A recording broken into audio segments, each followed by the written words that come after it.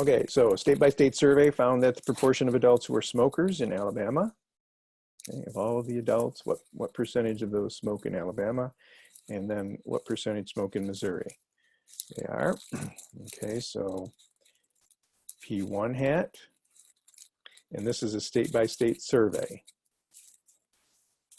was equal to 0.244. This one is Alabama. And then in Missouri, they don't give you an X and an N this time, and they instead give you the sample proportion. So P2 is equal to 0.266. They're different. You can see that it looks like Alabama, there's a slightly lower smoking rate than in Missouri. And it also says, suppose that the number of respondents in each state was 2,000. All right, so they give us the N's there. N1 and N2. Level of significance, step 2, alpha is 0.01. Can you support the claim? All right, so they're asking a question. So we're going to turn that around to a statement.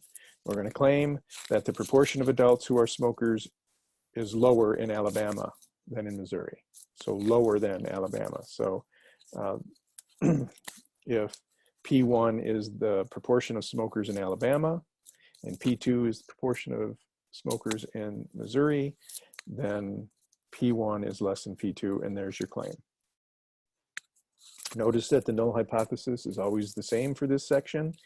P1 is equal to P2. We're going to assume no difference in the population proportions. The claim is a one-tailed left test. Alpha is 0.01. So if you were doing the classical approach, you would put the 0.01 alpha in the left tail for a less than test. And then you could describe the reject region and the do not reject region. And then you're going to have this one critical value. And just remember how you get that. Inverse norm. And the left area is 0.01. So you can get that critical value this way.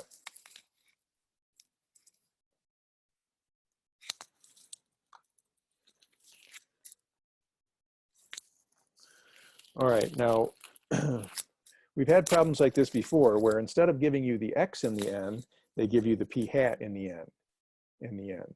So if the percentage was 24.4 in Alabama and there were 2,000 folks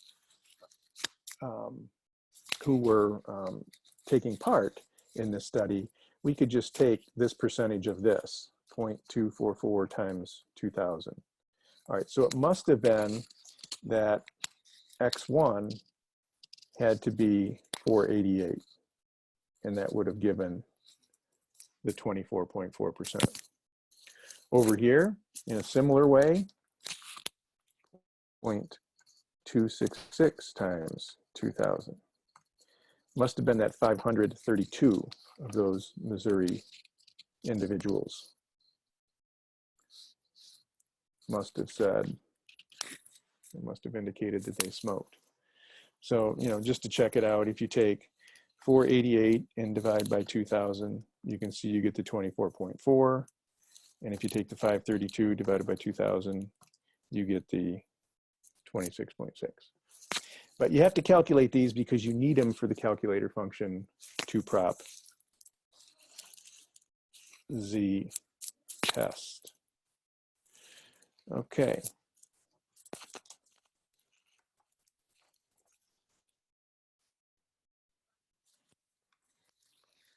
Here's kind of the same summary information.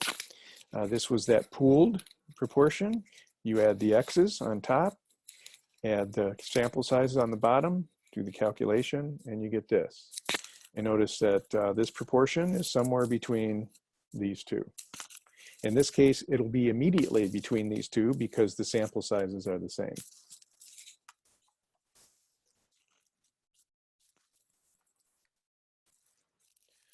All right, so we're going to go to our calculator function, which is the 2-prop z-test. And now we're going to enter in the x and the n in each case. So for Alabama, the x is 488, and the n is 2,000. And for the Missouri residents, 532 out of 2,000 indicated that they smoked. And then our alternative hypothesis is less than. So P1 is less than P2. And then we'll calculate, and this will give us the test statistic and the p-value. All right, so the z test statistic is negative 1.596, and the p-value 0.055. Here's our sample proportion for Alabama, and there's our sample proportion for Missouri. And this is the pooled proportion if we took all the sample sizes and all the number of successes and put them together. And the only other thing it gives you down here are the sample sizes. Okay.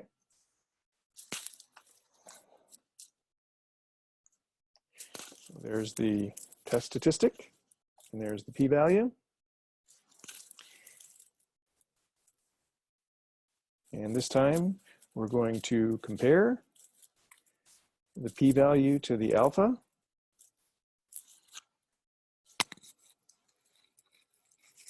And we're not going to reject because the p-value, which is 0.055, is greater than our alpha value, which is 0.01. So do not reject. We're not going to reject this in favor of the alternate hypothesis, which is the claim. So we don't have enough evidence to support the claim. Even though we did observe a slightly lower percent of residents of Alabama smoke than those in Missouri, that difference that we observed was not statistically significant. So it's important that P1 less than P2, you can't just compare P1 hat and P2 hat and come up with, say, oh, one's less than the other, therefore there's evidence to support this claim. Remember, it has to be significantly less than and cross our line in the sand. By the way, since I have the sampling distribution up here, I might as well go ahead and plot the test statistic. So here's 0, and here's our our critical value. Go back to critical value. It's corresponding to alpha. And then this number right here, negative 1.596, is somewhere between these two.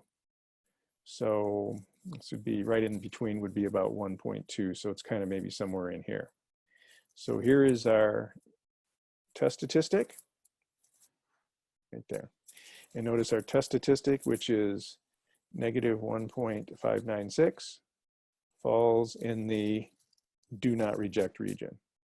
So whether you use the classical approach or the p-value approach, the decision is going to be the same. Do not reject the null hypothesis. Okay, so there is not enough evidence, or sometimes we say insufficient evidence to support the claim. We weren't able to reject the null hypothesis to show support for the claim, the alternative, so we have to state that here. There's not enough evidence to support the claim that the proportion of adults who are smokers is lower in Alabama than in Missouri.